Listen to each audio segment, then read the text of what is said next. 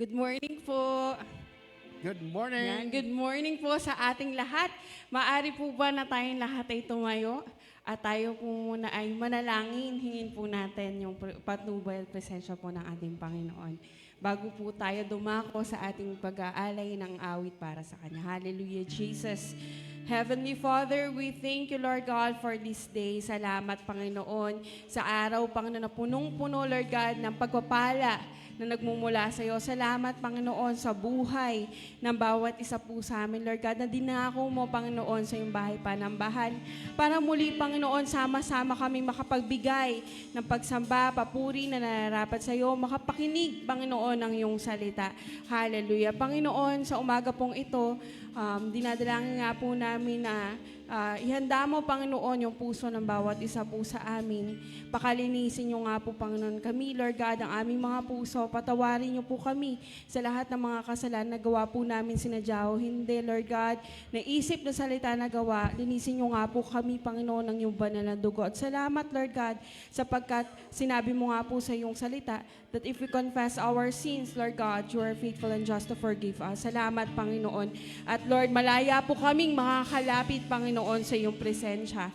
Malaya po kaming makakalapit, Panginoon, sa iyong harapan. Lord, sa umaga pong ito, inaamin po namin, Lord God, na kung wala ka, Panginoon, ay wala po kaming magagawa.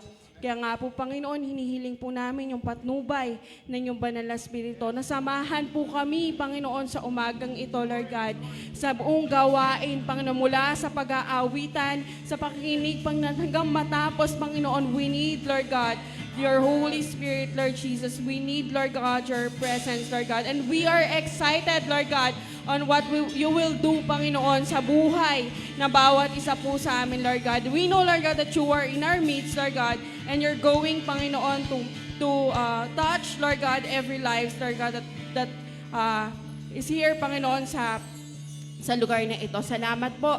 Ikaw lamang, Panginoon, na maitaas. Ikaw lamang, Panginoon, na madakila.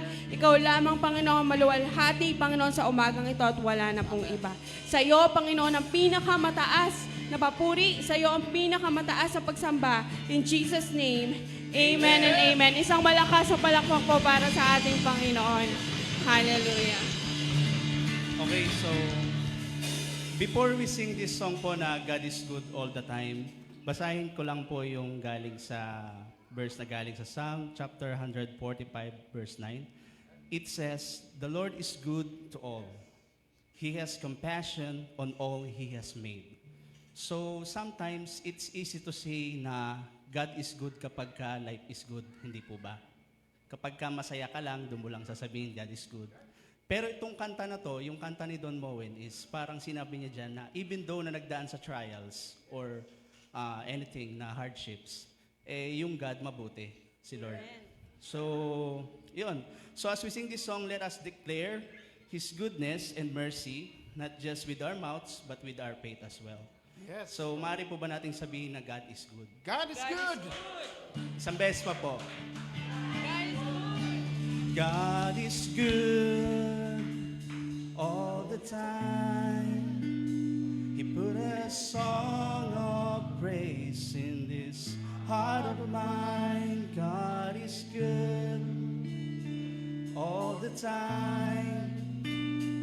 Through the darkest night, His light will shine. God is good. God is good all the time. God is good all the time. He put a song of praise in this heart of mine. God is good all the time. Through the darkest night, His light will shine. God is good. God is good all the time. If you're walking through the valleys and there are shadows all around, do not fear. He will guide you. He will keep you safe and sound. 'Cause He promised to never leave you nor forsake you. And His word is true. God is good all the time. He put a song of praise in this heart of mine. God is good all the time. Through the darkest night, His light will shine. God is good. God is good all the time. We were sinners, so unworthy. Still for us He chose to die. Filled us with His Holy Spirit. We can stand and testify that His love is everlasting and His mercies, they will never end. God is good all the time. He put a song of praise in this heart of mine. God is good all the time. Through the darkest night, His light will shine. God is good. God is good all the time. Though I may not understand all the plans You have for me, well, my life is in Your hands, and through the eyes of faith I can clearly see God is good all the time. He put a song of praise in this heart of mine. God is good all the time. Through the darkest night, His light will shine. God is good. God is good. God is good. He's so good. God is good. He's so good all the time. Yes, You are good, Jesus. Yes, Jesus. You are good. Thank You, Jesus. Thank You are for good. goodness, Lord. Thank You, Holy Spirit. Thank You, Hallelujah. God. You You're are so so great, good. Lord God. You're so great, Jesus. Hallelujah. Napakabuti Mo, Panginoon, kahit na dumaan man ang bagyo o unos, Ikaw ay mabuti. Yes, Lord. Hide me now under Your wings.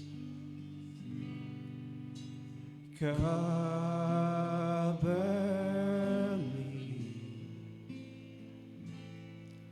within Your mighty hand.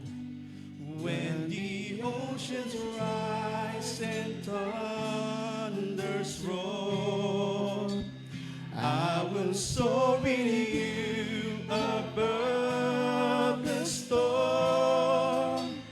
Father, You are King over the flood, and I will be still, know You are God.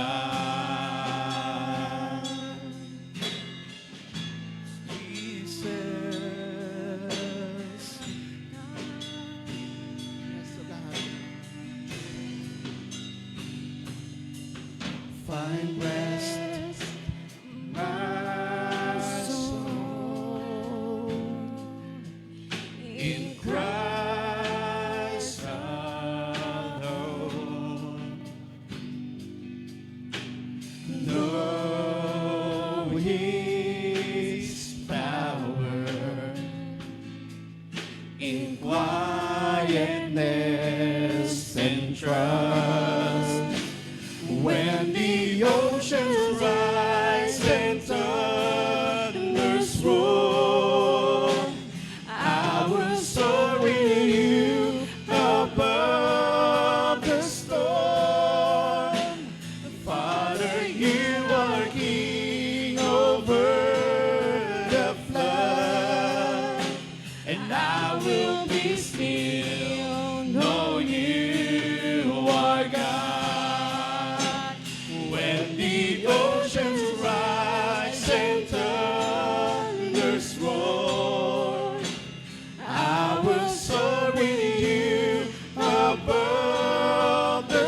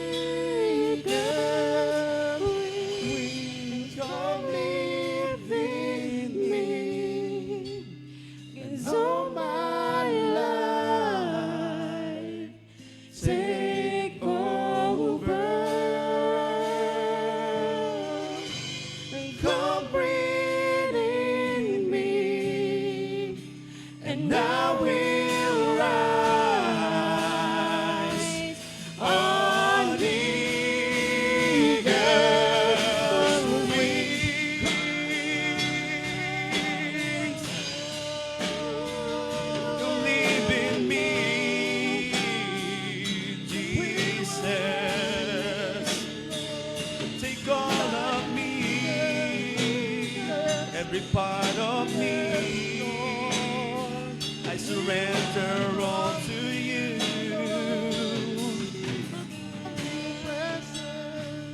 Jesus. Yes, Lord God. Napakabuti mo, Lord. Yes, Lord. Kahit sa mga panahon na hindi namin naiintindihan yung mga nangyayari, you are still good.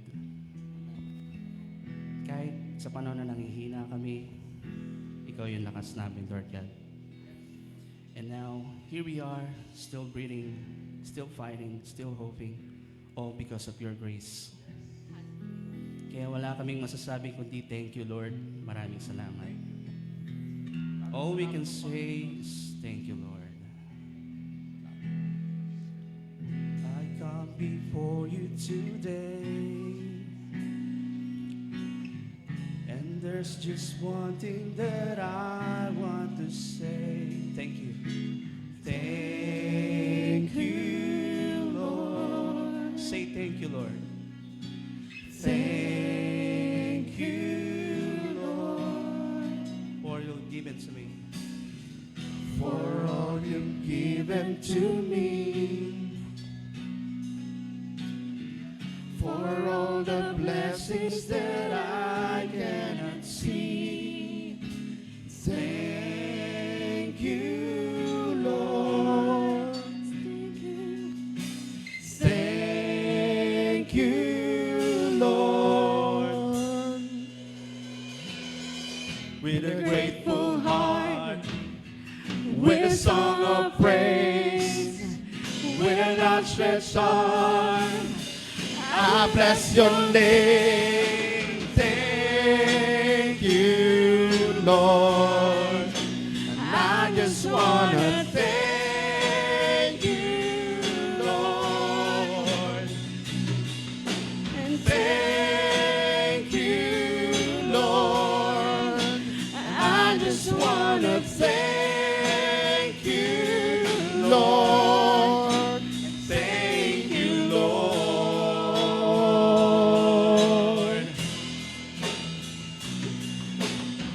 for all you've done in my life. You took my darkness and gave me your light. Thank you, Lord. Thank you, Lord. You took my sin and my shame. You took my sin and my shame. That's right. You took my sickness and healed all my pain. Thank you, Lord. Thank you, Lord. Thank you, Lord. With a grateful heart. With a grateful heart. With a song of praise. With an outstretched arm, I will bless your name. Thank you, Lord.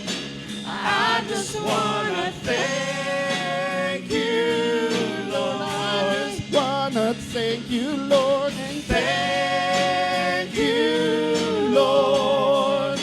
I just wanna thank you, Lord. Thank you, oh Lord.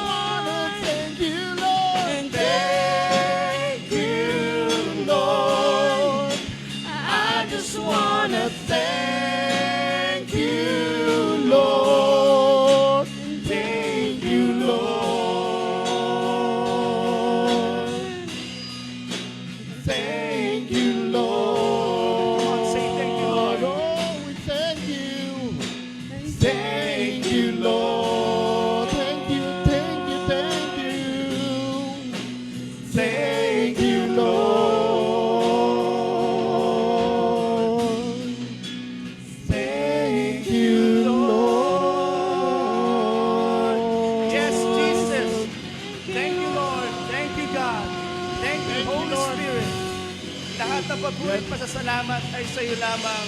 In Jesus' name. And everybody says, Amen. Amen.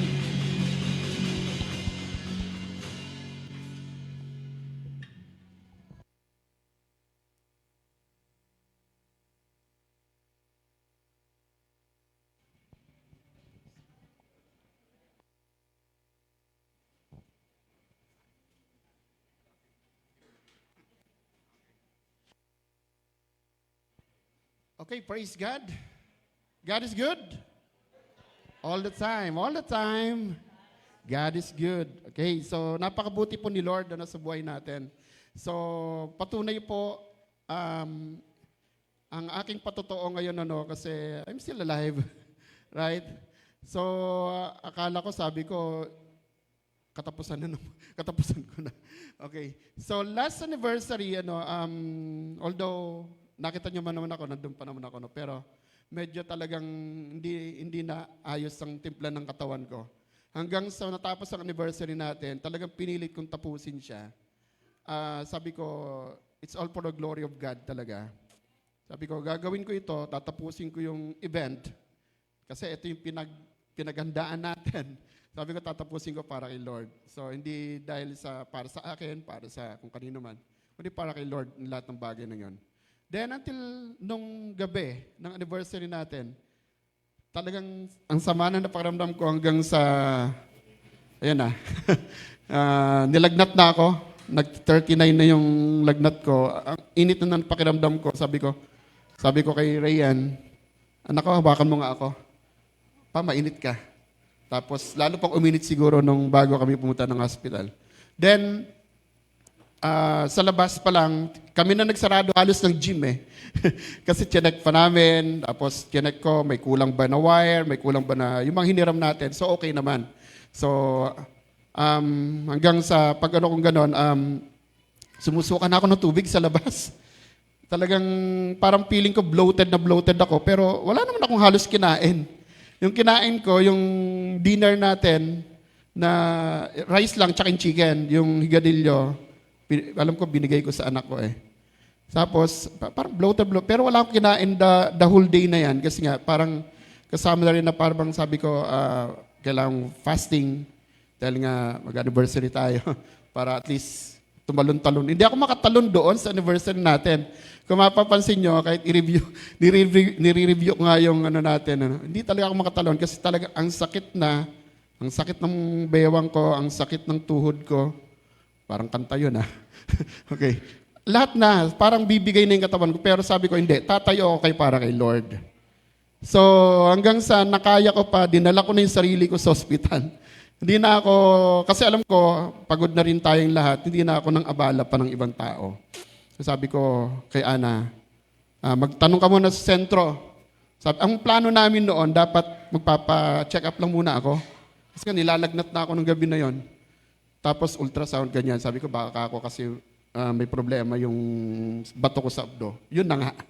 Pagdating ko doon, sabi ko, akala ko, check up lang, then uwi na ako, gamutan lang. Hindi. Sabi ni doktor, kailangan mo ng urgent na i-surgery. Or else, sabi niya, mag-rupture na yung abdo mo. Mas delikado.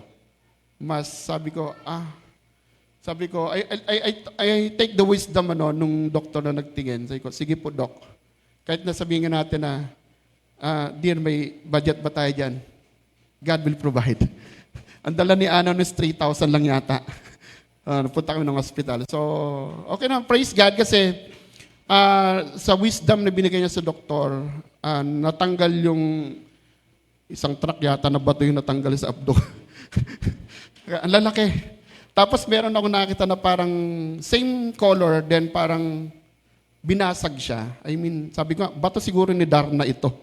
Binasag sa loob. Para mailabas lang siya. Sabi ko, pag may time nga, sabi ko kay Brother Robert kanina, pag may time, medyo natuyo na siya, try kong ibuuin ng mighty band. Kasi parang sabi ko, bato siya batong malaki talaga. So yun siguro nagpahirap sa akin for a couple of weeks na ang sakit ng lahat masakit Hanggang pati pa ako, hindi ako makatayo ng maayos. So, yun, praise God. Dahil sa biyaya at tabag ni Lord, I'm still alive. I'm still here. So sabi ko, nagpaalam na rin ako. Sabi ko, magbaback up ako. Okay, back up muna. Then by next month, siguro kung pwede na akong tumalon-talon, next month na ako. So, praise God. Yun ang aking personal testimony. And I also know, siguro dahil sabi nga nila, hallucination, lalo sa gamot. Pero, I have encounter that time na encounter with God. Okay, hindi ko man makita sa mukha, pero a great light and a voice coming from Him. Tapos hanggang sa may moment doon, sabi nga nila, hallucination lang. Sige, hallucination lang. Nahihibang lang. Hindi, pero nakikita ko talaga clearly, sabi ko, nakita ko yung mom ko doon eh. Ang mom ko, ang edad niya siguro mga kadalagahan. Pero alam ko yung itsura ng mom ko nung before siya namatay. At the age of 33, batang-bata. At the age of 33, namatay yung mom ko. So, pero ang edad niya doon, nung nakita ko siya, kadalagahan niya, tininan ko yung picture. Nung tininan ko yung picture niya doon sa bahay namin, nung mga nakatago pa sa baol, yun na nga talaga, yung around 14 years old siya, yun ang itsura niya nung nakita ko siya. Tapos, nakangiti lang siya. Ang ngiti niya na hindi ko malilimutang ngiti. Kasi ganun siya eh. Pag nakangiti lang siya, kahit na minsan pasaway kami, ngiti lang siya. Tapos, nakita ko siya doon. Sabi ko, gusto ko dyan. Pero, sumagot yung light, yung liwanag, no. Baba ka, doon ka. May gagawin ka pa. So, ayun na yan. Hanggang sa, pag-gising ko ganyan, naalala ko, parang medyo naalala ko pa, pero medyo hilo pa ako. Parang nagwawala nga ako eh. Kaya talagang hinahawakan nila yung kamay ko. Ang sakit nga dito ko. Siguro binugbog. Siguro sabi, ang tigas mo. So, ang sakit dito ko. Sabi ko kay Ana, ang sakit ng kamay ko dito sa kaliwa.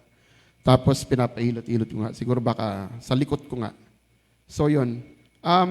Then, nagising na ako. Then, ayun. I'm here. Diba? So, parang yun ang encounter ko na, actually, this is not the first time na I encountered the light. The first time I encountered Him is noong hindi pa ako nabuborn again. When I was still active in the other denomination. So, nagsiserve pa ako. Diba? Muntik na ako magpat. Pero hindi na rin natuloy dahil na rin kay Lord.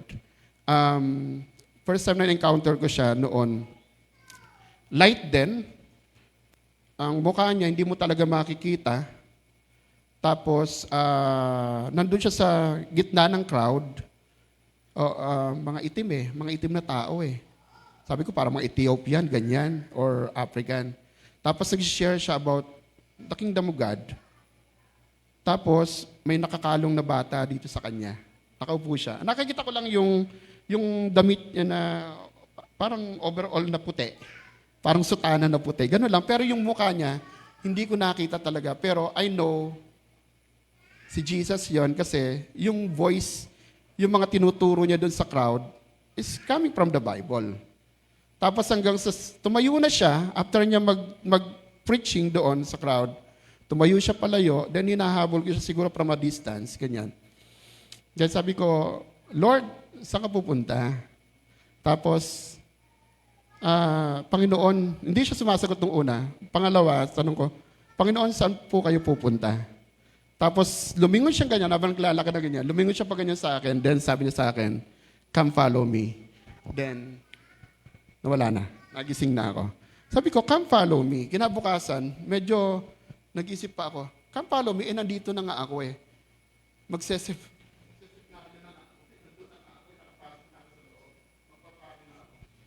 Until such time, nung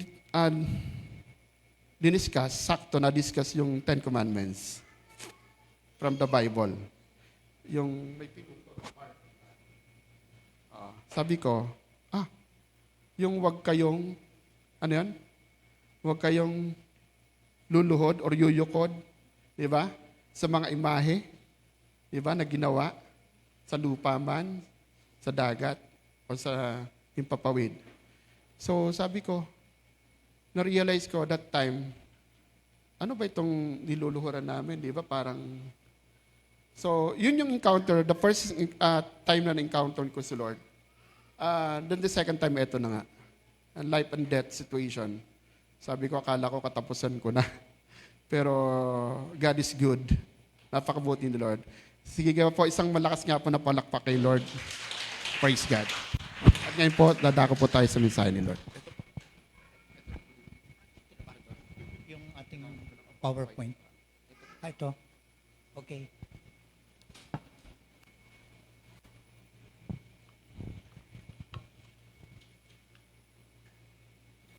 Amen. Magandang umaga po sa ating lahat. Good morning. At malamig ang panahon, umuulan. At sana maraming makahabol na dumalo sa gawain po natin. Purihin po si Lord. We'll continue with our study na sinimula natin. Ano ho?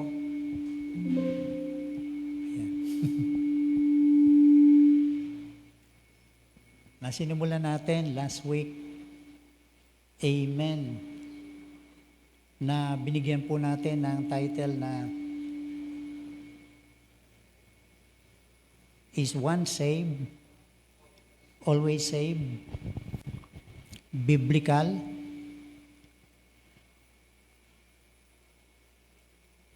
Yan.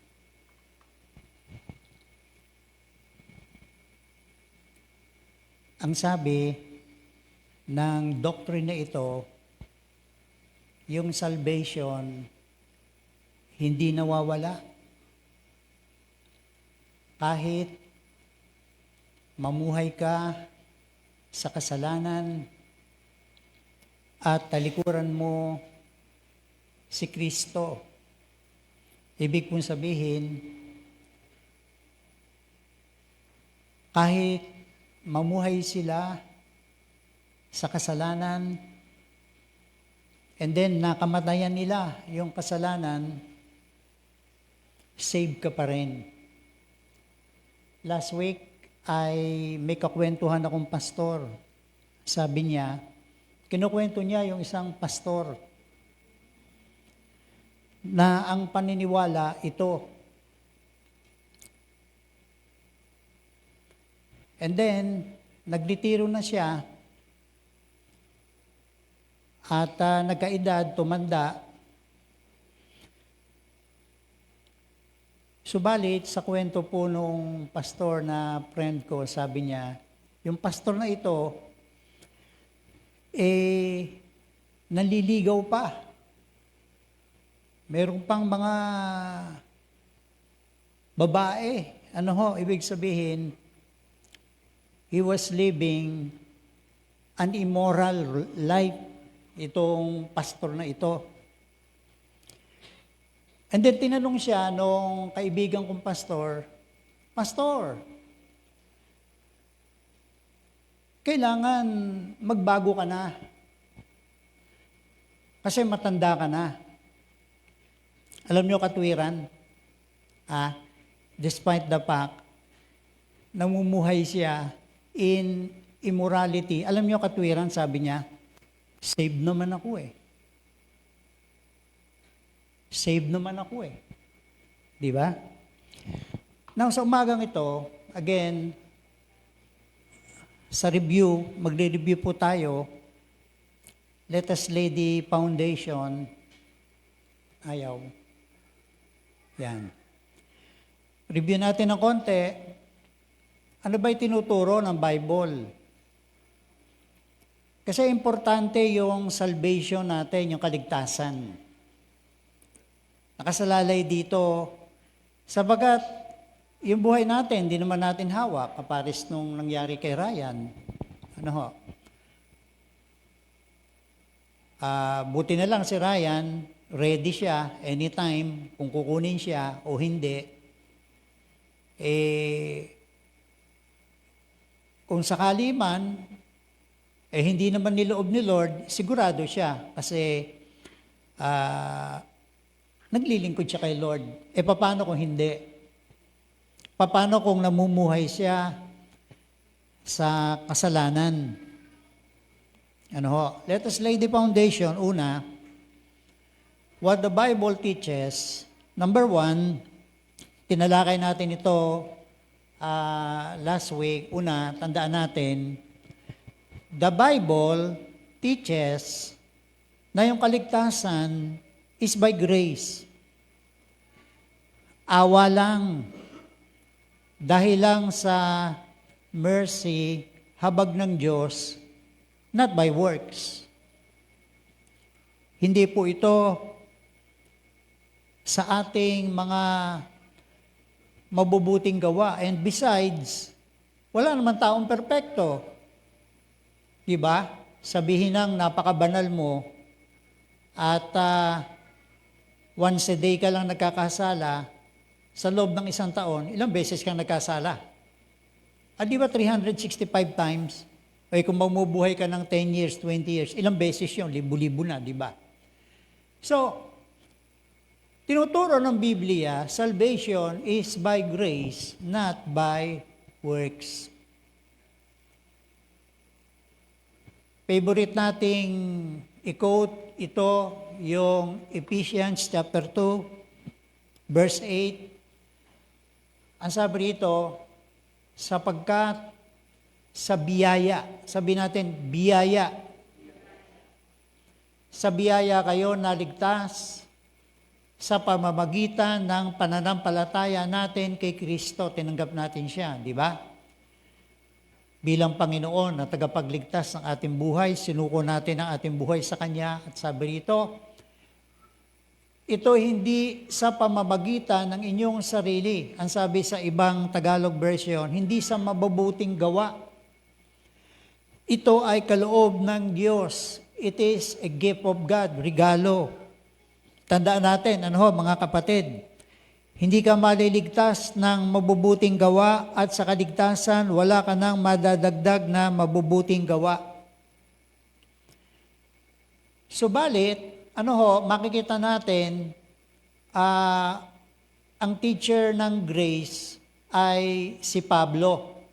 Si Pablo, ang pangunahing teacher, guro ng biyaya ng Diyos. At ang sabi niya, hindi ka maliligtas sa mabubuting gawa, subalit, naligtas ka for good works. Nakukuha po natin, kailangan may ebidensya na talagang save ka, naligtas. O madalas, favorite natin itong Ephesians chapter 2 verse 8, for by grace we are saved through faith, not of good works, it is a gift of God. At dun sa verse 9, nakalagay din doon, not of good works. Pero most of the time, nakalimutan natin itong verse 10. Ayan. Anong sabi ng verse 10? Matapos tayong ma-save, kailangan may resulta. May evidence na talagang born again ka, na talagang saved ka, na talagang nakakilala ka kay Kristo. May evidence yun. Ano yung evidence? Ito sabi ni Paul in verse 10. Tayo ay kanyang pinakamahusay na gawa na nilalang kay Kristo Jesus. For what? Para saan? After we are saved, after we receive salvation, para sa mabubuting gawa na hinanda ng Diyos ng una pa upang siya nating lakaran. So, most of the time, kinukote natin, ng mga Kristiyano, yung verse, chapter 2 ng Ephesians, chapter 2, verse 8 and 9, but nakakalimutan natin itong verse 10. Tandaan natin, remember, you are not saved by good works. Dahil lang sa awa, dahil lang sa biyaya ng Diyos, kaya tayo naligtas. But, kailangan may ebidensya yon na talagang ligtas ka. Sapagkat, you are saved for good works. Nakukuha po ba natin? O kailangan malinaw ito sa atin. So, una, salvation is by grace, not by works. Now, pangalawa ay ito. Pangalawa ay ito. Medyo nililipad itong, meron ka bang, pampabigat? Medyo nililipad itong aking kodigo. Now, pangalawa, ayan. Pangalawa, mga kapatid, dapat nating maunawaan, dapat nating maintindihan, tayo na mga born-again believers, meron tayong assurance ng ating salvation. Ibig sabihin, huwag kang magdududa na save ka. Di ba? Kung talagang tinanggap natin si Kristo bilang Panginoon at tagapagligtas, di ba? Sinuko natin ang ating buhay sa Kanya. Nag-pray tayo ng prayer of salvation na, Panginoon, patawarin mo ako sa aking mga kasalanan at tinatanggap kita ngayon bilang Panginoon. Thank you, Ryan. Tinatanggap kita ngayon bilang Panginoon at tagapagligtas ng aking buhay. May mga pagkakataon, umiiyak ka, may mga ganyan may mga salvation, may mga na umiiyak ka, meron naman, wala kang talaga nag-pray ka lang na sinner's prayer, Pero dapat yon merong resulta na talagang ligtas ka. Naalala ko yung kwento nung ni Pastor William, kaibigan kong pastor, sabi niya, meron daw silang miyembro diyan sa parting, Orani Hermosa ata, uma-attend ng gawain, talagang, masipag Alam niyo kung anong business? Alam niyo kung ano business? Nagbebenta ng sitaw. Alam yung sitaw? Nagnanakaw ng mga, kawad ng kuryente. At tinanong ni Pastor Will, tinanong ng isang pastor, kung bakit niya ginagawa yon. Pastor, para ako makapag-tithes. Di ba? Ang tanong, born again kaya yon? Ako naniniwala, hindi talaga siya born again. Maraming nagsisimba, uma-attend, sa mga evangelical churches, maraming nagsisimba, mga kapatid, pero, mapapansin nyo, walang pagbabago ng buhay. Dati rin. Parang yung kinalakihan nating religion. Di ba? Nagsisimba. Pero wala namang pagbabago ng buhay. Parang gano'n na nangyayari. Marami pong mga nagsasabi, Christian ako. Pero ang tanong, may pagbabago ba? May evidence ba? Kasi yung number 2, nakatotohanan, mga kapatid, born-again believers, merong katiyakan ng kaligtasan. Now, ipapaliwanag po natin ito. Ano ibig sabihin ng assurance of salvation? Ang kasiguruhan o assurance ng salvation, magkaiba ito sa evidence ng salvation. Magkaiba ito, mga kapatid. Ang ebidensya, matapos tayong ma-born again, makakilala kay Kristo, kailangan may evidence.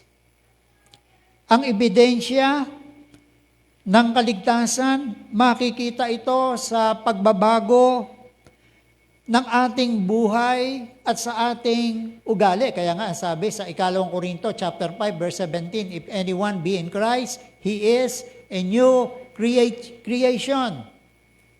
Yung mga dati, yung mga luma mo pagkatao, nawala na yon. Binago ka na Binago ka na, may bago ka ng pagkatao. Kaya kailangan ipamuhay natin yung bagong pagkatao na yon na na-receive natin kasi nagkaroon tayo na tinatawag na born again experience.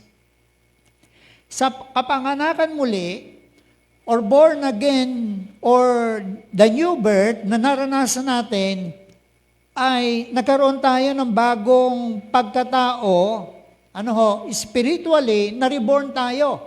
Kasi dati, patay tayo spiritually. Kasi ang tao, binubuo ng tatlong parte: body, soul, and spirit. Nung nagkasala, sila Eva at si Adan, hindi naman sila kagad namatay physically eh. Ano namatay sa kanila?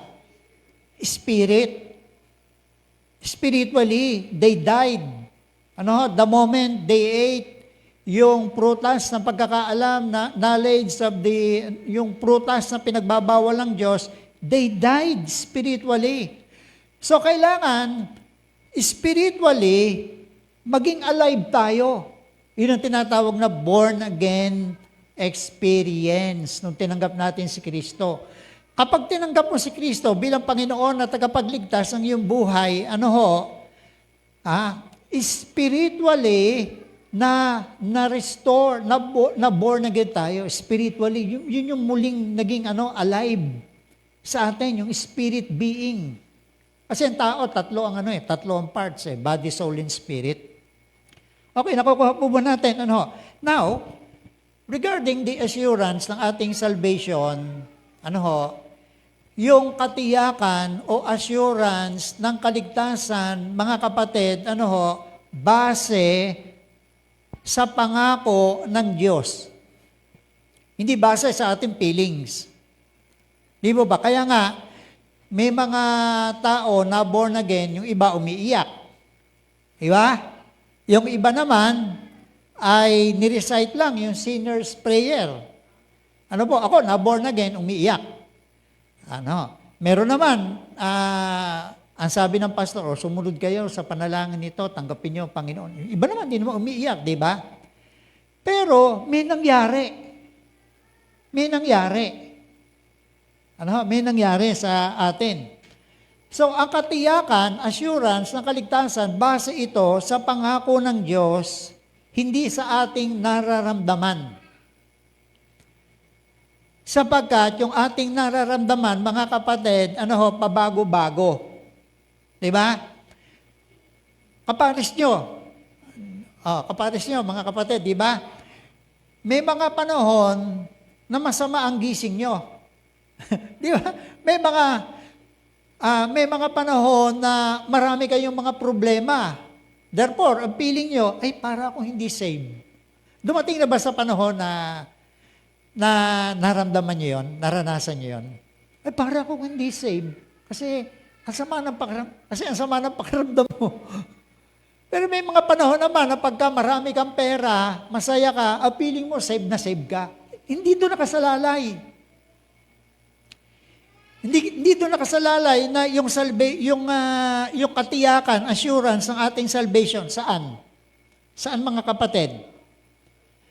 Sa pangako ng Diyos, hindi sa feelings. Kaya, kapatid, huwag kang magduda sa katiyakan, assurance na kaligtasan mo. Ang pagsampalataya kay Kristo ay garantiya na meron kang buhay na walang hanggan. Nakukuha po ba natin?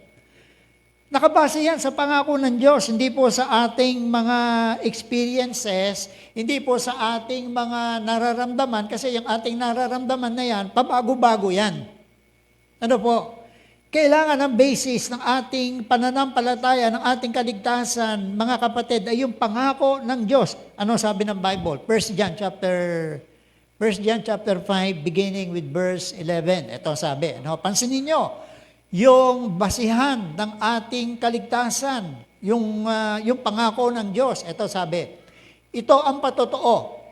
Tayo'y binigyan ng Diyos ng buhay na walang hanggan. Sino nagbigay? Diyos. Sino nangako? Diyos.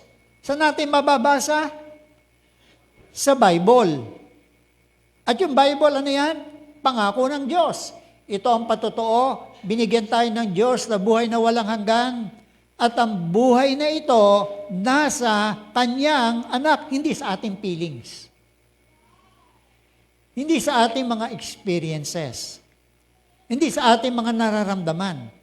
Ang buhay na walang hanggan na ito, nasa Kanyang anak. Why? Sumampalataya ka kay Kristo bilang Panginoon at tagapagligtas ng buhay mo. Hindi po ba? Ano ho? Let's continue. Verse 12. Ang kinaroroonan ng anak ay kinaroroonan ng buhay. Ang hindi kinaroroonan ng anak ng Diyos ay hindi kinaroroonan ng buhay.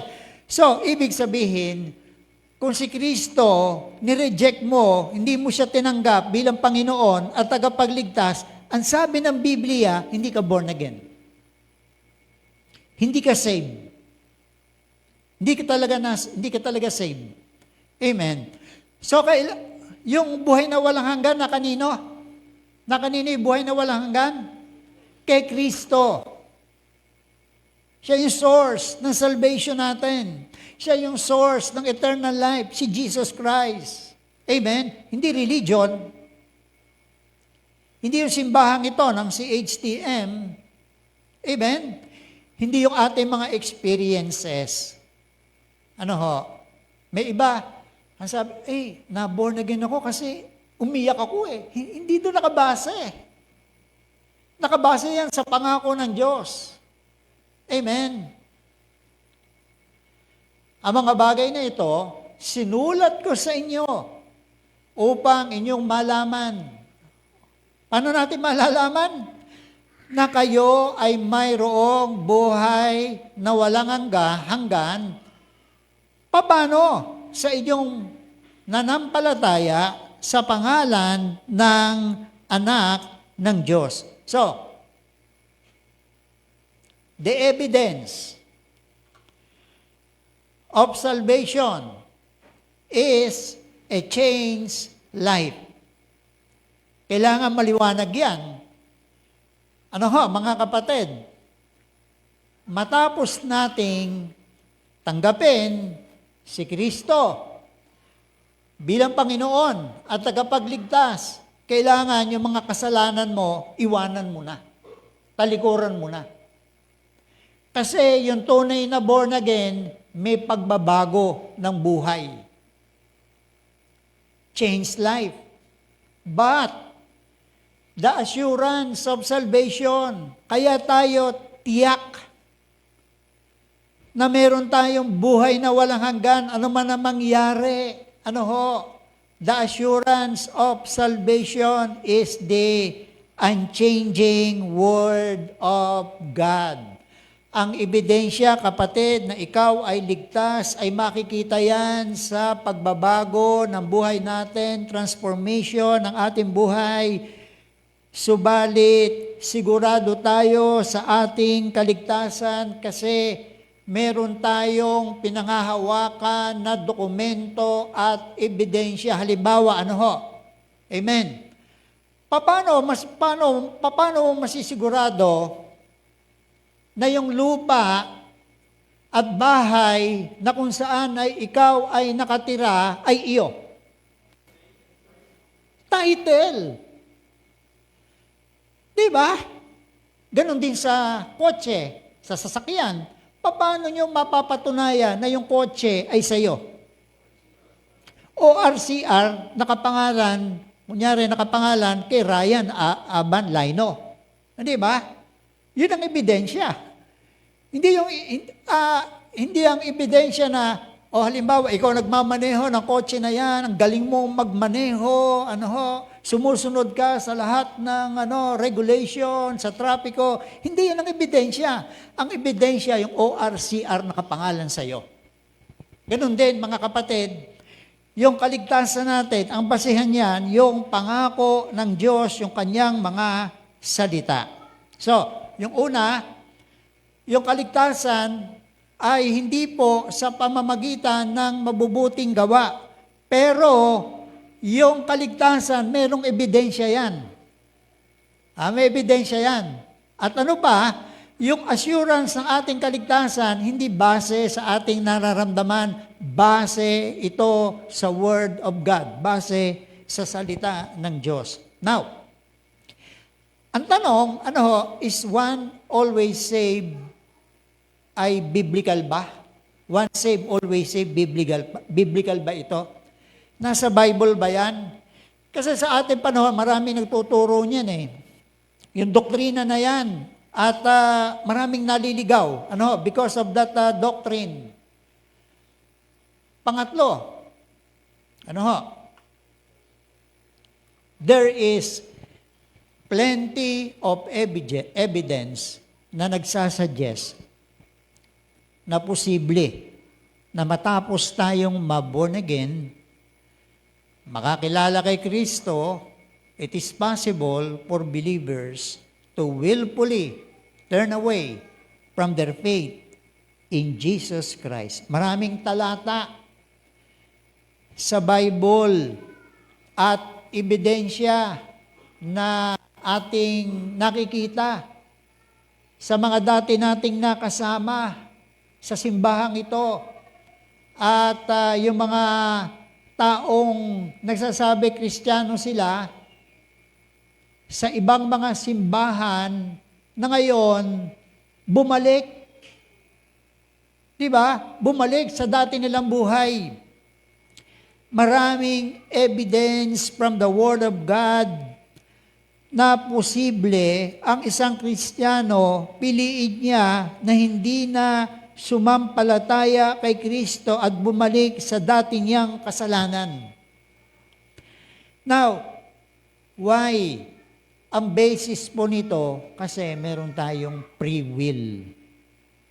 Hindi tayo robot. Di ba? Hindi tayo robot. Halimbawa, ano ho, sa mag-asawa. Di ba?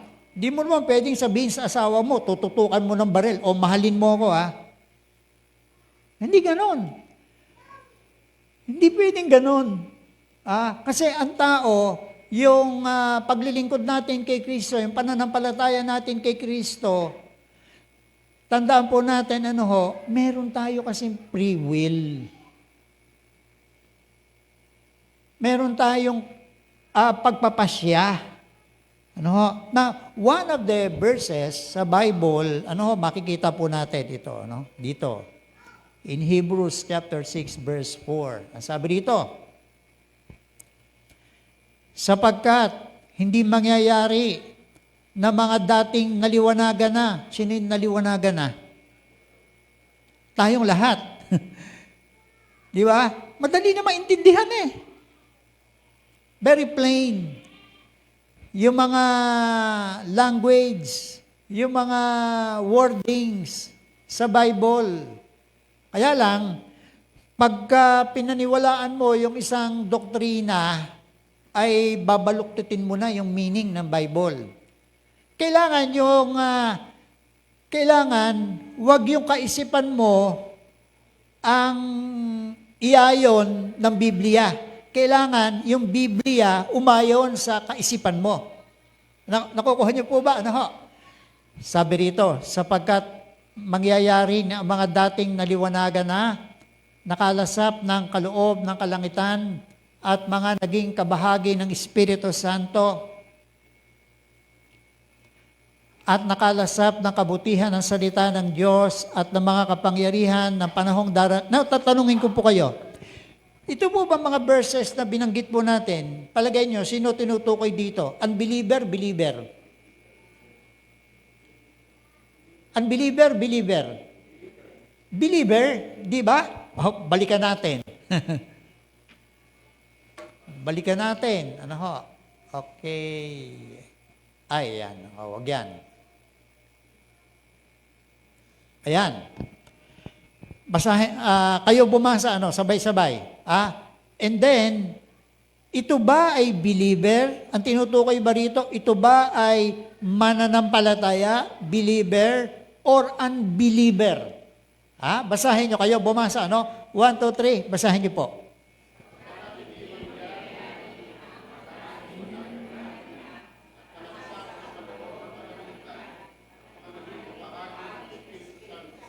Believer ba yan? Believer. Kumbinsido kayo, believer yan. Amen? Basahin niyo ulit. Ito, verse 5, ito naman susunod. Begin.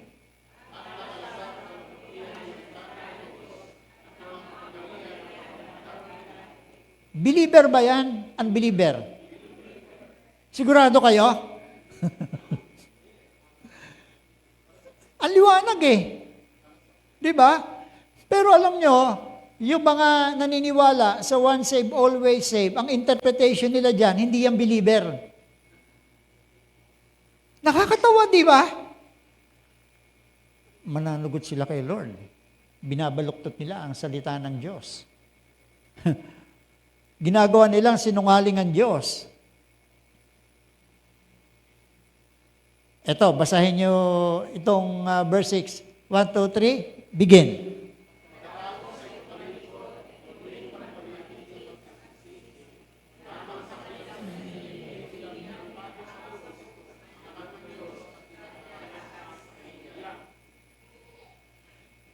Believer, di ba?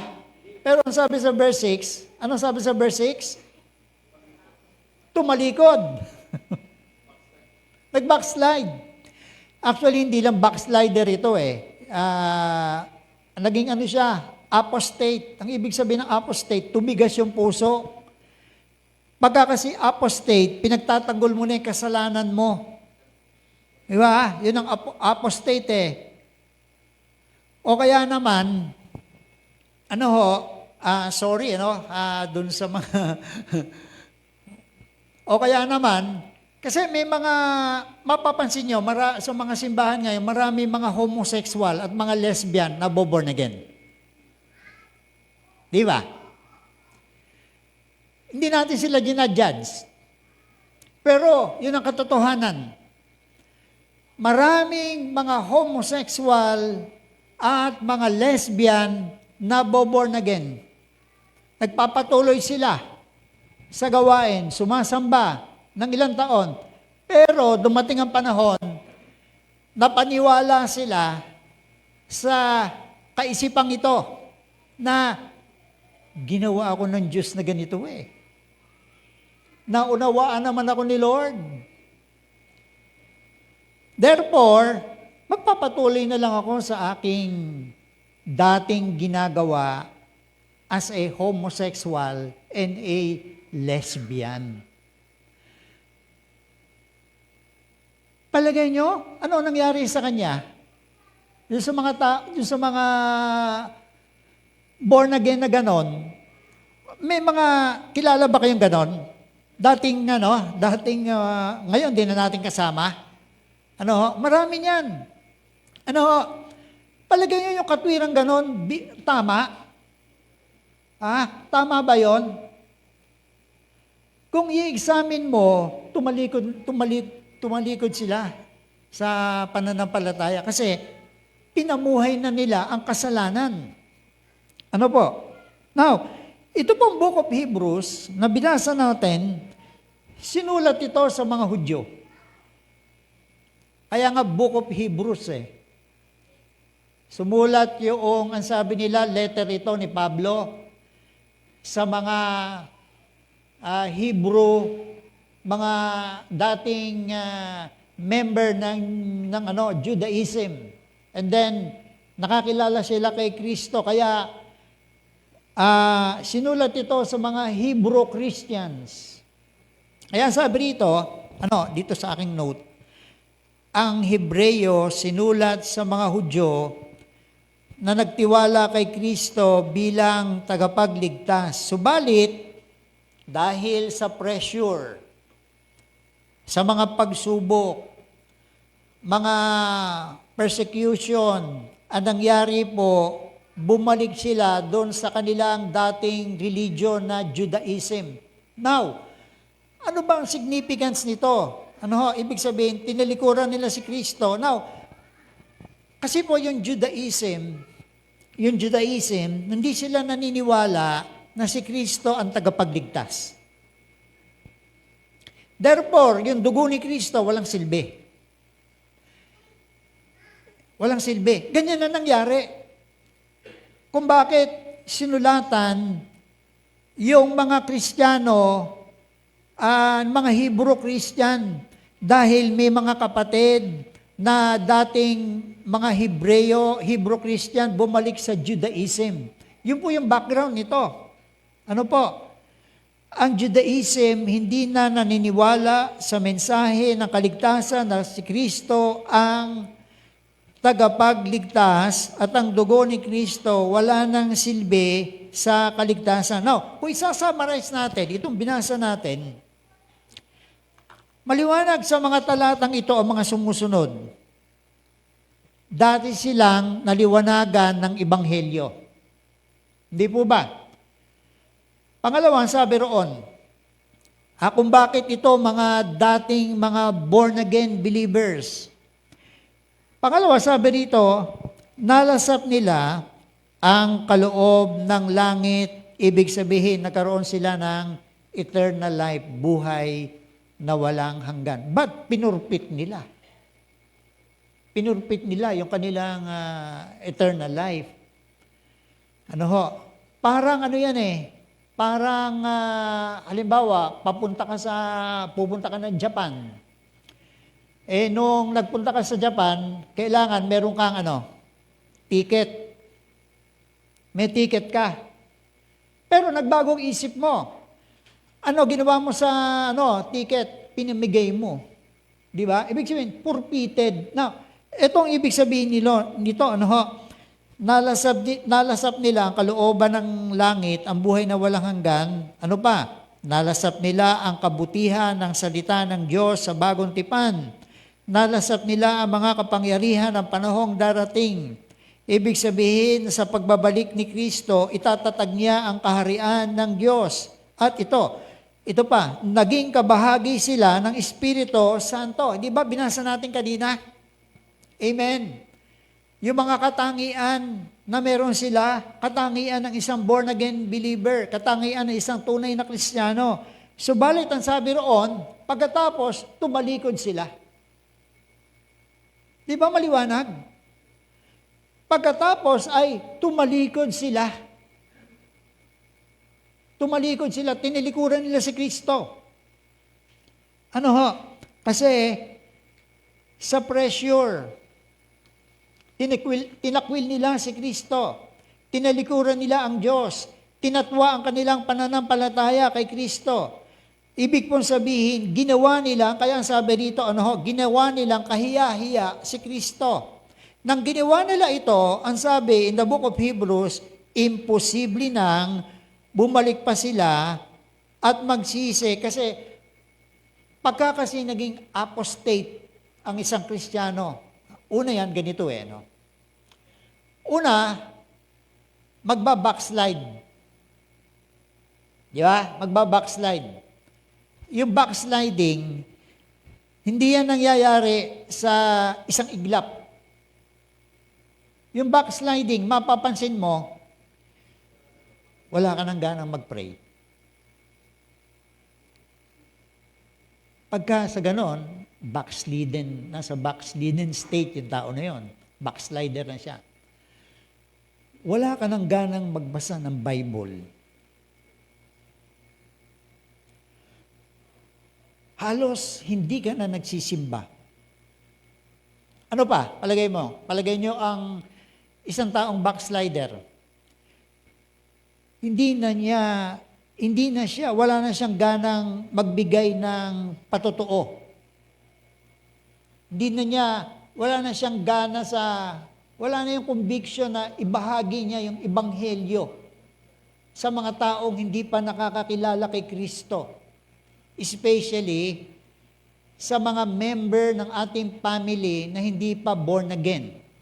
Yan yung mga karakteristik ng isang taong backslider. Malamig yung pananampalataya. Ibig sabihin, pinipilit mo na. Di ba nung na-born again tayo, ano yung experiences nyo? Nung bago kayong born again? Nako, pagdating ng Sabado pa lang, excited ka na magsimba. Di ba? Excited ka na. At lalo na, especially sa mga sa mga boys, makakita ka lang ng hindi maganda sa YouTube video o kaya halimbawa mga pornographic, di ba? Mga pornography, may conviction na kagad. Lord, patawarin mo ako. Di ba? Nakukuha niyo po ba? Ano ho? Pero sa isang backslider, unti-unti, nawawala na yung ganong conviction. And then, kapag ka ang kasunod ng backsliding, ang kasunod ng backsliding, apostasy. Ano ba yung apostasy? Yung bang pinumuhay mo na ang kasalanan, pagkatapos pinagtatanggol mo na yung kasalanan mo. Ang tawag doon, apostasy. Ibig sabihin, yung puso tumigas. Tumigas na. Di ba pagka may kalyo ka, kahit makatapa ka ng matutulis na bagay, tinik, hindi ka masasaktan. Why? May kalyo eh. Ganon din yung puso. Pagka yung puso mo, wala ka ng pakialam sa sasabihin ng tao kahit namumuhay ka na sa kasalanan, apostasy yun. Delikadong yugto yun. Delikadong yugto yun sa buhay ng sa isang Kristiyano. Babanggit tayo ng mga kilalang pastor. Kaya ang question sa ating pag-aaral, is once saved, always saved, biblical? Biblical ba? Na matapos ka nakakilala kay Kristo, na born again, tinanggap mo ang Panginoon bilang Panginoon na tagapagligtas, and then, mga ilang panahon talagang ang init ng pananampalataya mo kay Kristo, pagkatapos unti-unti ng lamig, nag-backslide ka na, and then dumating sa panahon, naging apostate, tumigas yung puso mo, wala ka ng pakialam. Wala ka ng pakialam. Di ba? Wala ka ng pakialam. Ang tawag nun, apostasy. Apostasy. Now, kaya nga, is once saved, always saved, biblical? Definitely hindi eh. Hindi yan biblical. Pero marami nagtuturo niyan ngayon. Yung binanggit ko nga sa inyo kanina, yung pastor na, kilala niyo yung pastor na yun eh, na recently namatay eh. Matandang pastor yun, na babanggit tayo ng ilang kilalang pastor na sinapubliko na ang sabi nila, tumalikod na sila sa pananampalataya. Why? Kasi nahulog sila sa kasalanan. Kasi pagtalikod sa pananampalataya, again, hindi yan one time nangyayari. Gradual yan. Hanggang sa akala mo, normal na yung kalagayan mo na yon, na backslider ka, pero hindi normal yon sa mata ng Diyos. Ang tawag doon, backsliding. At ang kahantungan nun, apostasy. Now, yung mga Kristiyano, dito sa Book of Hebrews, chapter 6, ang naranasan nila, apostasy. Tumigas na yung puso.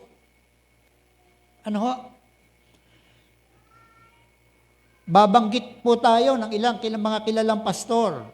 Sinabi nila na matapos silang maglingkod bilang pastor, bilang Kristiyano, dumating sa yugto na kanilang buhay na tinalikuran na nila si Kristo. Now, nagsimula ito kasi nahulog sila sa kasalanan. Nahulog sila sa tukso. Ito, mga example. Mga sikat ito, mga kilala. Joshua Harris. He was once one of America's most famous evangelical pastors. He admitted in his interview, since renouncing Christianity, that he ruined lives and marriages. Ang nangyari, kaya sila tumalikod sa pananampalataya, mga kapatid, nagkasala sila ng immorality. Pastor ito, Joshua Harris. May libro ako nito Very conservative ito. Itong pastor na ito, may libro ito na, na nahiram ko sa anak ko, yung untitled na kanyang libro ay Kiss, Dating, Goodbye. Very conservative siya eh. Ni yung pagdi-date, ayaw niya eh. Kasi very conservative. Pero bakit siya dumating sa ganitong punto? Ano? Kasi nga, nahulog siya sa tukso, sa immorality. So, he excommunicated himself from the faith that made him famous. Sikat na sikat ito, itong pastor na ito. Kilalang kilala. Weekly, yung simbahan nila, merong uma-attend na 4,000. 4,000, mega church. Pero biglang-bigla, hindi nahalata. Hindi nahalata ng mga member na nahulog na pala siya sa kasalanan. Posible yan eh. Ano po mga kapatid? Posible ito. Harris. Kinopya ko lang ito, no? Word for word. Wala akong binago rito. Kinopya ko lang ito sa mga article, sa Google, sa internet, sa Wikipedia. Sabi dito, no, sa Harris, stand his tight-knit world by going on Instagram in July 8, announcing that he was leaving his marriage. Dinivorce niya yung kanyang asawa. And 9 days later, ang sabi niya, he was no longer a Christian. Posible, di ba? Nang isang Kristiyano, nakakilala ka na kay Kristo, posible na tumalikod ka. Bakit nagkaganon? Kasi meron tayong, ang isang tao pwede kang mahulog sa tukso. Ako, anytime pwede ako mahulog sa tukso. Pag in-entertain ko yung temptation. Anytime. Amen? Wala ritong exempted. May free will kasi tayo eh. Eto pa, example. Eto, paborito to ng mga kabataan, ano? Marty Sampson, born 1979, is an Australian singer, songwriter, musician, and former worship leader at the Hillsong Church in Sydney. Sikat na sikat ito sa buong mundo. Worship leader ng Hillsong Church. Amen. Kaya ngayon, may ibang mga congregation namimili ng mga kakantahin sa kanilang simbahan. Very aware sila sapagkat nung inanalyze nila yung mga lyrics ng Hillsong, unbiblical yung iba eh. Wala sa Bible. Wala sa Bible. Yung ibang mga kinakanta ng Hillsong, unbiblical. Most of the time, pansinin nyo, yung mga contemporary Christian music ngayon, saan nakapokus? Saan nakapokus? Sa mga human experiences. Pero yung Book of Psalms, saan nakapokus? Sa Diyos. Diba? Pansinin yung mga kanta noon, I will enter His gates with thanksgiving in my heart. Nakabase yun sa Book of Psalms. Pero yung mga contemporary Christian music ngayon, nakabase sa mga human experiences. Hindi nakapokus kay Lord. Bumagsak ito itong worship leader na ito. Ano nangyari sa kanya?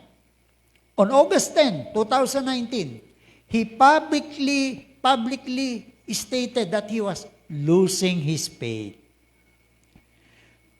Sabi niya nung una, parang nanlalamig ang aking pananampalataya. Backsliding na ito, yung portion na ito.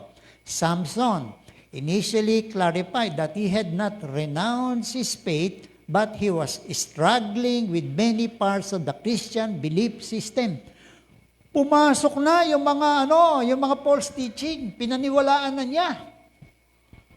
Yung mga false teaching. Kasi ang isang tao, isang Kristiyano, namumuhay sa kasalanan, prone siya sa mga lies ni Satan. Prone siya dyan. Madali siyang maloko. Madali siyang lokohin ng kaaway. Then, subsequently, on August 23, 2019, stated that he is no longer identified as a Christian. Yeah. Maraming example eh. Eto pa. Ano ho? Ito matindi. 19 na taong pastor.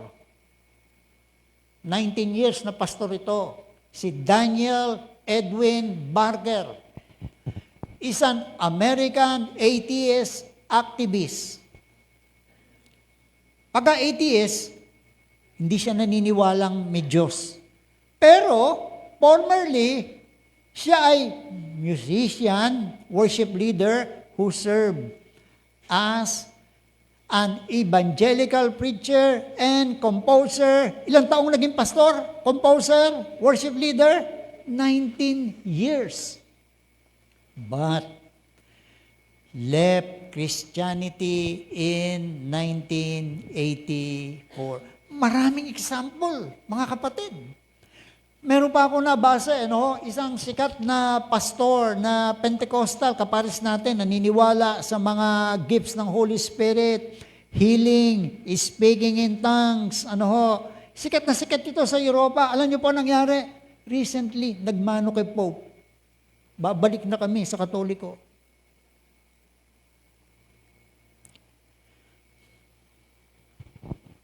Ito pa, si Jim Baker. Kaya kailangan lagi mainit yung pananampalataya natin eh. Kasi anytime pwede tayong, pag nahulog tayo, kasi si Satan is a liar and the father of lies. Hindi yan nagpapahinga 24/7, nanunukso yan. He will tempt you. Kahit nga ba, nakaupo ka lang eh. Di ba? May mga negative words, may mga masasamang bagay na pumapasok sa isip natin eh. Kumisa kahit na nasa church tayo eh. May mga maruruming bagay na pumapasok sa isip natin eh. Ang tawag doon, temptation. Pero pagka nahulog ka doon, ang tawag doon, sin, kasalanan. Yung temptation, di masama. Pero dapat yan, tinatanggihan. Kapag si Joseph, di ba? Dinem siya noong asawa ni Potiphar. Ano ginawa niya? Tinakbuhan niya. Another example, itong si Jim Baker. Nagkaroon ito ng 2 scandals. Brought down the PTL, the Praise the Lord, pinakamalaking radio Christian, television Christian broadcast. Halos buong Amerika, buong mundo, pinapanood siya. Si Jim Baker. But, ano nangyari sa kanya? Kumbaga, general ito ng pananampalataya. Kumbaga, bishop. Daig pa, bishop. Ano nangyari sa kanya? He was accused of sexual misconduct by Church Secretary Jessica Hunt. Inabuso niya. Nagkaroon siya ng inabuso niya itong kanyang secretary, si Jessica Hunt, which led to his resignation and his illegal misuse of ministry funds. Pinagnakawan pa niya yung simbahan. Nagnakaw siya sa simbahan, parang si Judas. Eventually, led to his imprisonment. Nakulong ito. Nakulong siya. Baker later on was dismissed as an Assemblies of God minister on May 6, 1987. Now, hindi lang pastor. Maraming mga Kristiyano bumabalik sa kasalanan. Maraming Kristiyano tinatalikuran si Kristo. Ito ang sabi ng isang pag-aaral. A significant number of individuals raised as Christians live the faith. Live the faith. Marami. With estimates suggesting that around one-third of those raised Christian in the U.S. live by age 30. One-third. Lumaking Kristiyano. Lumaki sila sa Sunday school ng mga bata. No? Lumaki sa Sunday school ng mga bata. Nag-minister. Lumaki sa simbahan. Pwedeng kinasal sa simbahan. Pero ano nangyari? A third of those raised Christian in the U.S. live by age 30. Ano nga? While some, ano nangyari sa iba? While some become non-practicing Christians. Yung iba, hindi na dumalo ng gawain, wala nang simbahan. Hindi na nagsisimba. Others, transition to non-Christian religions. Yung iba, pagka sinabi non-Christian religions, yung iba naging Muslim. Yung iba, naging iba-ibang relihiyon na. No, tumalikod na nga eh. Or become religiously unaffiliated. Now, bakit nangyayari yung mga bagay na ito? At bakit ba natin ito pinag-aaralan? Sapagkat, ito ang sabi, ito ang warning ng Bible in 1 Timothy chapter 4, verse 1. Sabi dito, maliwanag na sinasabi ng Espiritu sa huling panahon, ang iba'y tatalikod sa pananampalataya. Ano sabi? Tatalikod saan? Pananampalataya. Sa pamamagitan ng pakikinig sa mga mandarayang espiritu at mga aral ng mga demonyo. Sabi rito, tatalikod sa pananampalataya. Ibig sabihin, hindi ka tatalikod sa pananampalataya kung ikaw ay nanampalataya muna. Di ba yun ang logic nun? Yun ang logic nun. Marami,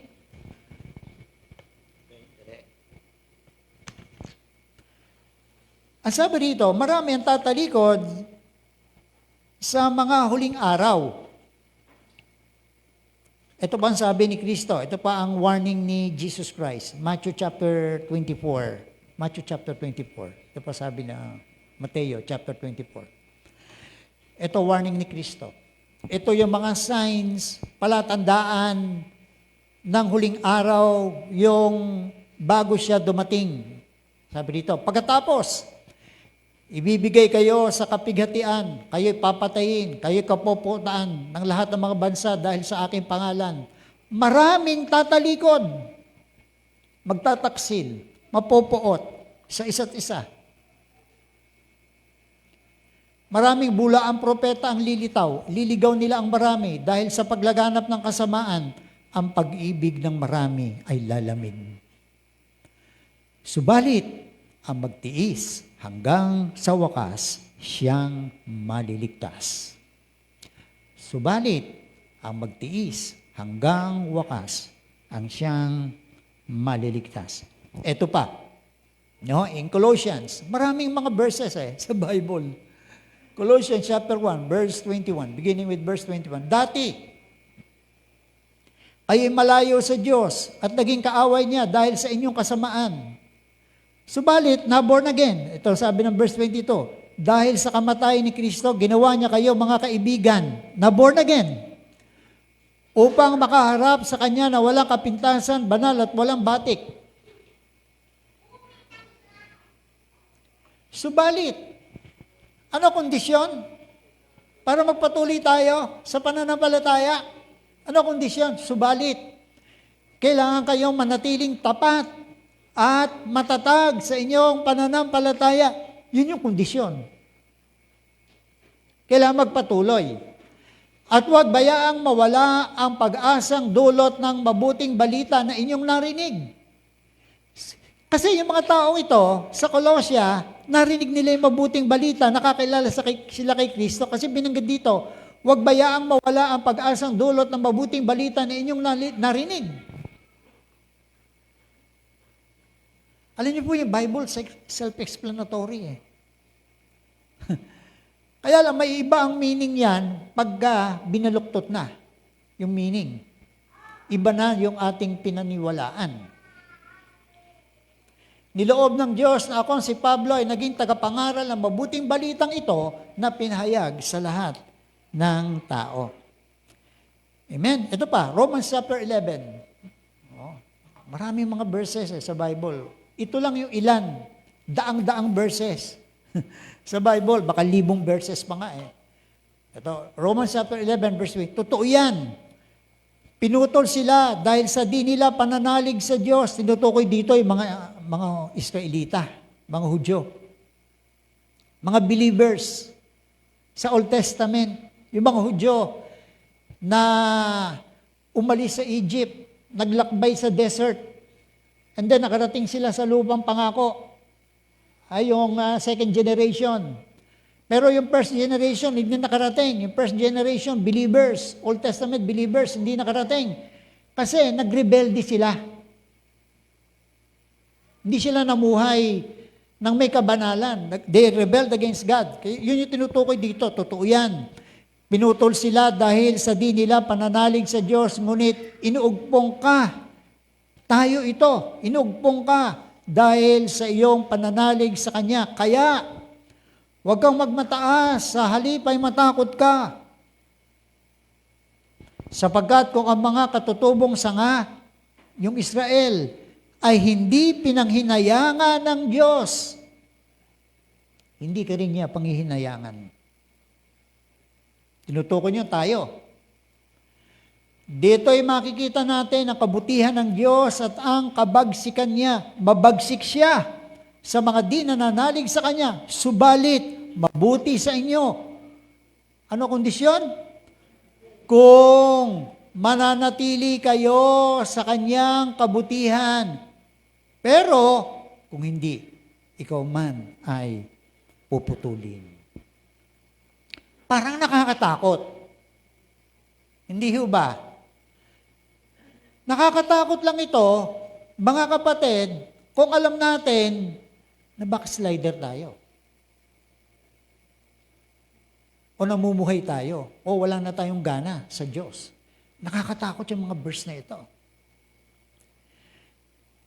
Kaya nga, naalala ko lagi yung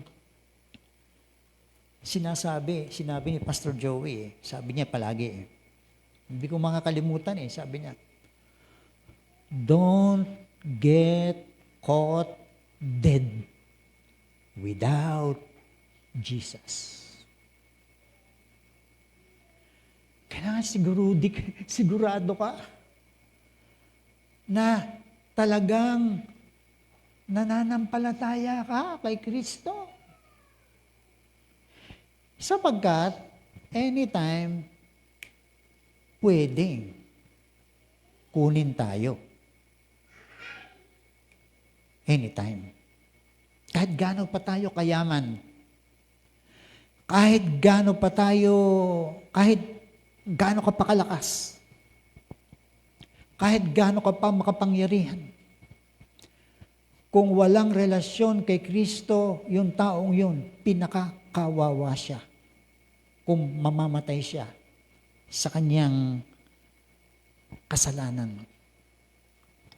So dito, sa binasa natin, ginawang halimbawa ang bansang Israel na pinutol dahil hindi sila nanampalataya. Sabi ni Pablo, tayong mga hindi Hudyo, dinuktong. Kaya yung Israel, ang tawag sa kanila bayan ng Diyos. Sila yung mga mananampalataya, Old Testament believers. Tayong hindi mga Hudyo ay naligtas dahil sa pananampalataya ay magpatuloy. Di ba? Yun ang sabi. Sa kanyang kabutihan. Kung hindi, ano sabi dito? Tayo din ay puputulin din. Now, bakit nagbigay ng babala kung hindi posible na ang mananampalataya ay putulin din? Bakit nagbigay ng babala? Ito ang sabi naman sa Hebrews. Chapter 3, verse 12. Ano sabi dito? Mga kapatid, kanino address? Kanino address? Ano yung nasa asol? Kapatid. Ano tawag mo sa katabi mo? Kapatid. Bakit? Christian eh. Mga kapatid eh. Pero ano warning? Mga kapatid, ingatan niyong huwag maging masama ang sinuman sa inyo at mawala ng pananampalataya. Ibig sabihin, posibleng mawala yung pananampalataya hanggang sa talikdan ang Diyos na buhay. Sa halip, magpaalalahanan kayo araw-araw habang may panahon pa upang ang sino man sa inyo di madaya at maging alipin ng kasalanan. Sapagkat tayong lahat ay kasama ni Kristo. Importante yung word na yon, kung mananatili tayong matatag hanggang wakas sa ating pananalig sa Kanya. Ito pa, si Timoteo, si Pablo, sinulatan si Timoteo. Medyo overtime tayong konti, para matapos na. Ito sabi, unang Timoteo, chapter 1, verse 18, Timoteo, anak ko, ang mga bagay na ito'y tinatagubilin ko sa iyo ayon sa malaon ng hinuhula sa iyo. Ang hula nawang ito ang magpasigla sa iyo sa inyong pakikipaglaban. Na may pananampalataya at malinis na budhi, may mga taong hindi sumusunod sa kanilang budhi at dahil dito'y winasak nila ang kanilang pananampalataya.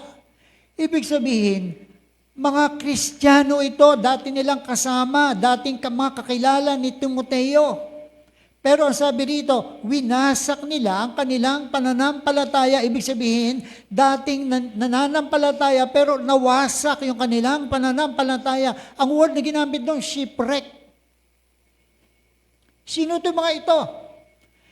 Na dating nananampalataya pero nawasak yung kanilang pananampalataya, tinalikuran nila si Kristo. Kabilang dito, binanggit pa yung mga pangalan sila, Himeneo at Alejandro. Puntik na maging Alexander, Binigay ko na sila kay Satanas upang turuang wang magsalita laban sa Diyos. Anong nangyari? Itong mga dating mga mananampalataya na ito, tumalikod sa pananampalatayang Kristiyano, nilabanan pa ang Diyos. Nilabanan pa nila ang Diyos. Nakakalungkot, di po ba? Ito pa, John chapter 15, verse 1. Ako ang tunay na puno ng ubas, si Kristo, at ang aking ama ang nag-aalaga. Ano sabi dito? Verse 2, pinuputol niya ang bawat sangang hindi namumunga. At pinuputulan, nililinis ang bawat sangang namumunga upang lalong dumami ang bunga. Nilinis na kayo sa salitang sinabi ko. Sino kausap rito? Christian. Kasi nalinis na tayo ng salitang sinabi ko sa inyo. Manatili kayo sa akin at mananatili ako sa inyo. Now, hindi na natin ito kayang tapusin kasi siguro naintindihan niyo naman yung ating pinag-aralan sa umagang ito. Purihin ng Diyos. Salamat po at nawa magpatuloy po tayo kay Kristo. Palakpakan natin si Lord.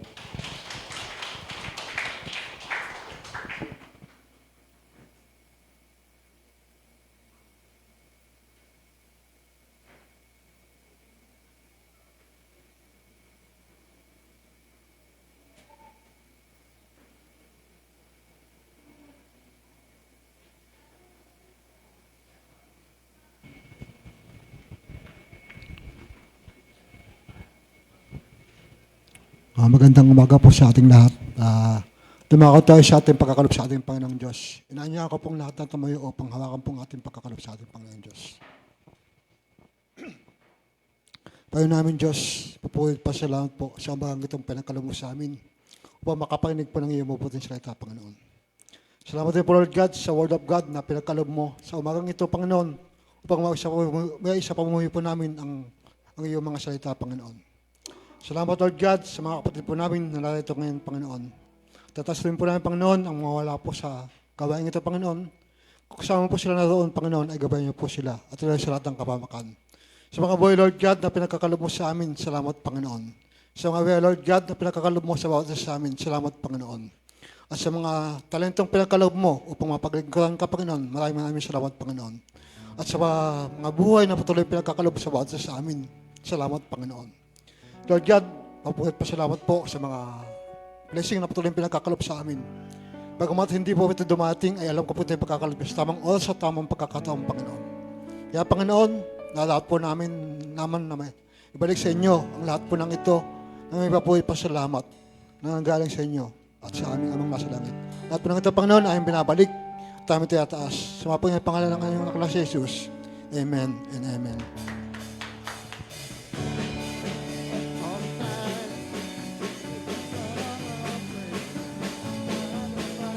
God is good all the time. In the darkest night is light when it shine. God is good. God is good all the time. Hallelujah. Minsan pa nga po nating bigyan ng isang malakas sa palakpak ang ating Panginoon. Sino po dito pinagpala ng salita ng Diyos? Amen. So lahat po tayo, napakabuti po ng Panginoon kasi palagi po tayo pinapaalalahanan sapagkat mahal niya po tayo. Amen po. So bago po tayo mag-closing prayer, ilang announcement lamang po. Ayan. So patuloy po na pinapanawagan ng ating midweek service. Dito po ay tuwing Wednesday, 6:30 p.m. Ito po ay ating prayer meeting din po.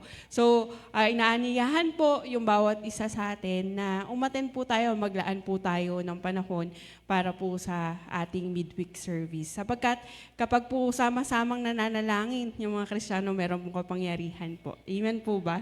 Amen. So, next po. Ayan. So, salamat po sa mga naglaan ng panahon na umattend po ngayon. Ito po, ang panahon po na nilaan natin sa panahon, kailanman po, hindi po yan masasayang. Naniniwala po ba tayo doon? Amen. So, every Sunday po, ang ating worship service, 9 o'clock dito po sa BDF at meron din naman po sa Cadre. At kung talagang may importante na meron naman din po tayong live stream sa Facebook, sa ating page po ng ating church. Pero yun nga po, we encourage everyone na mas maganda pa rin po yung physically ay umattend po tayo sa gawain po ng Panginoon every Sunday. Okay po? So men's fellowship, gawain po ng mga kalalakihan every Saturday, 6:30 a.m. Makipag-coordinate na lang po tayo kala Tatay Doming, kala Kuya Robert, kung dito po ba kayo sa BDF? Okay po, dito daw po sila sa BDF. And next po, syempre, meron naman pong gawain yung mga kababaihan. Saturday din po, sa hapon naman po sila, dito rin po sa BDF, 2:30 p.m. Okay po? At mamaya po, meron pong gawain yung mga kabataan. So, 2:30 p.m. dito po sa Doña Francisca. So, inaanyahan po namin yung mga kabataan na narito na tayo po ay maglaan ng panahon para po sa gawain ng Panginoon. Habang po tayo ay may lakas, di po ba, gamitin po natin yung ating kabataan. Sabi sa Ecclesiastes, di po ba, remember your Creator in the days of your youth. Kasi baka dumating yung time, maisip natin na, sana pala, naglaan na ako ng panahon. Kasi kung sinasabi na po natin na busy tayo ngayon, paano pa po pag tayo ay tumanda na, di po, mas maraming kaabalahan. Kaya maglaan po tayo ng panahon. Again, Youth Fellowship, mamaya 2:30 p.m. po. So, kita-kita po sa mga kabataan. So, Kids Zone, every Sunday din po. Kasabay po ng ating service, ay meron din po sila doon. Nag-aaral po sila ng salita ng Diyos, nagkakaroon ng activities and games. So, kung meron po tayong mga anak na maliliit, pwede po natin silang dalhin po sa Kids Zone room. Yon. Okay po? So, worship team practice every Saturday, 4:30 p.m. So, yung mga, meron pa rin pong training. So, kung kayo po merong talent na binigay ng Panginoon, paggamit po natin for His glory. Amen po. So, makipag-coordinate lang po kayo. At ang ating upcoming events po, meron po, magkakaroon po ng collaboration yung Kids Zone at ang mga kabataan. Ito po ay Faith, Fun, Fellowship. Gaganapin po to sa June 28, Saturday po to, so 1 to 5 p.m. Ang magpapacilitate po ay ang mga youth leaders and assistants. Opportunity po to para po matrain po yung ating mga kabataan sa dito po sa event po na to. At gayon din naman po, yung mga bata na ma-enjoy po nila, yung at the same time, ay matuto rin po sila ng salita ng Panginoon. So yon. So sa mga may anak po na maliit, pwede na po tayo mag-pre-register sa Donya po. Pwede po kayong magbalista kay Mama, kay Teacher Lenny. At sa kadre naman po ay pwede po kay Ate Jackie. At kami din naman po sa aming mga youth coordinators, pwede naman din po kayong lumapit po sa amin. Kung gusto nyo, di nga po dapat gusto dapat po ay maglaan po yung mga anak po natin ay isama po natin sa gawain po na yan. Sapagkat di po ba, kapag po yung bata ay nataniman po ng salita ng Diyos, kapag siya ay bata pa, ito po hindi niya makakalimutan hanggang sa kanyang paglaki. Amen po. Ayun lamang po, tayo pong lahat ay tumayo para po sa ating panghuling panalangin. Hallelujah. Napakabuti po ng Panginoon. Amen po ba? Amen. Hallelujah. Sige po, tayo po lahat ay pumikit.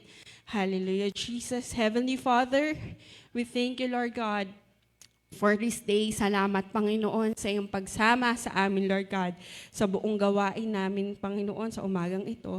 Salamat, Panginoon, sa iyong presensya.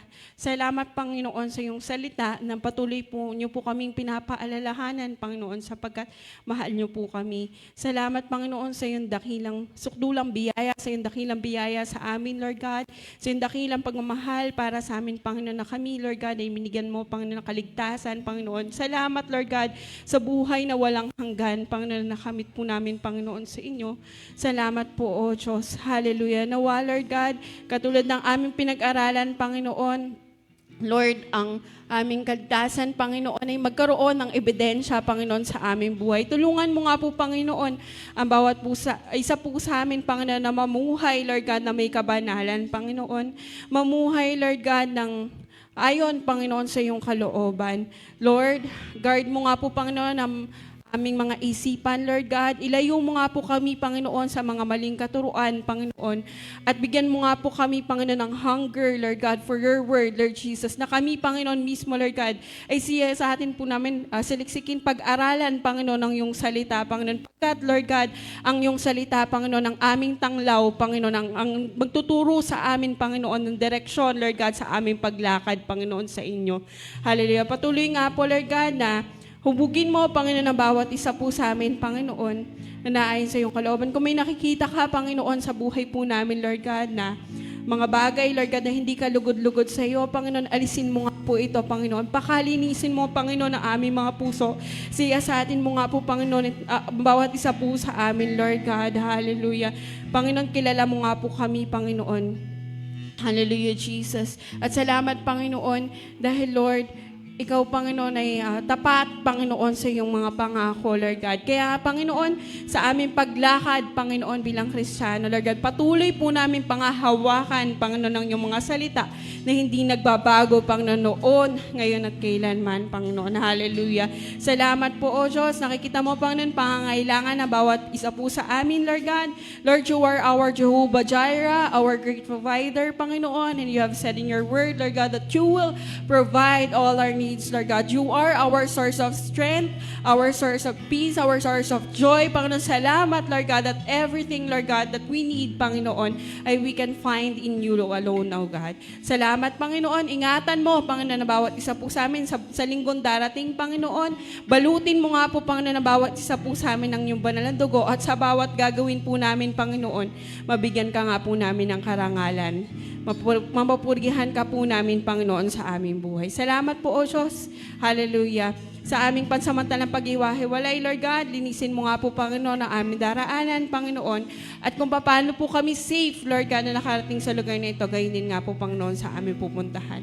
Patuloy nga na yung banal na Espiritu mo po, Panginoon, sa amin, ay samahan po kami, Panginoon. Lord God, at ikaw, Panginoon, ay maging gabay po namin, Panginoon, sa bawat minuto, Lord God, na buhay. Salamat po. Sa iyo po ang papuri, pagsambat, pasalamat in Jesus' name. Amen and Amen. amen. God bless you, God church. bless us all po. Ingat po sa pag-uwi. Hallelujah.